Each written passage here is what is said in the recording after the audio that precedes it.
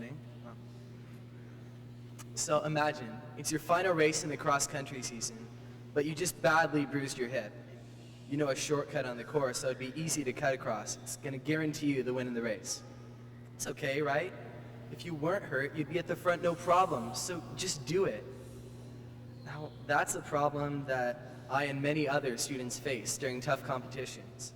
Cheating is a form of deceit, and it's rampant in sports, school, and many other competitive activities in young adults' lives. So it's important that we as Christians take the high road, because lying is a sin, it ruins reputations, and it weighs down on our conscience. There are many examples in the Bible that decry dishonesty as a sin. In Exodus, the 9th commandment states, "Thou shalt not bear false witness against thy neighbor."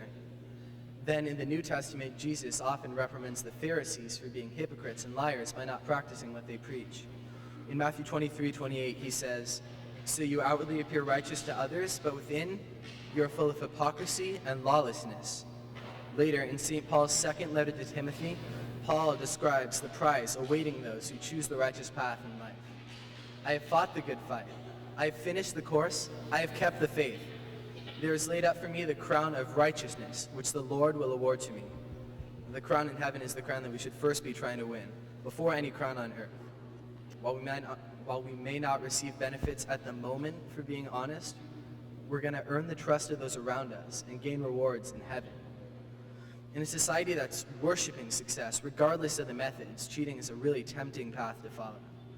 The once sterling reputations of disgraced heroes like baseball player Barry Bonds, biker Lance Armstrong, news anchor Brian Williams, many others have been tarnished by the corrosive effect of their unethical and immoral actions.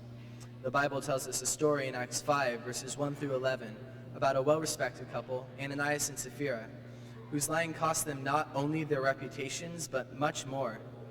Ananias sold his farmland, kept half the money, gave the rest to Peter as a donation to the church, saying that it was the full amount he received for the land. Peter knew the truth, and he asked Ananias, "What made you think of doing such a thing?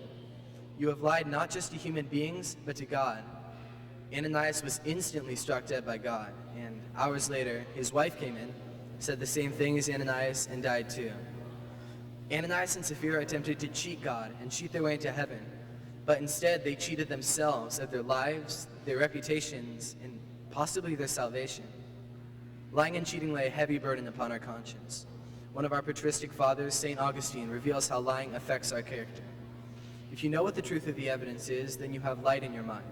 But if you are overcome by greed for sordid gain and decide in your heart of hearts to bear false witness for the sake of it, then you are already beginning to be tossed about by the storm in the absence of Christ.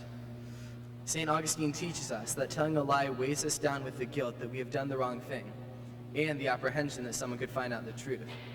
It's better to tell the truth from the start and free ourselves from those feelings.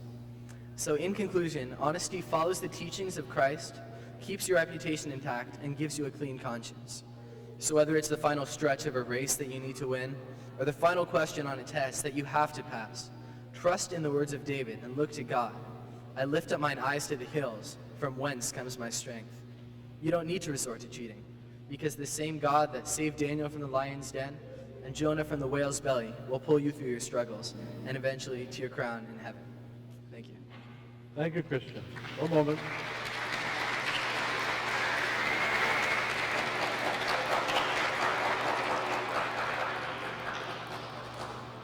The loudest applause comes from a very grateful and proud father who managed to stand up in the choir loft and overlook all of us.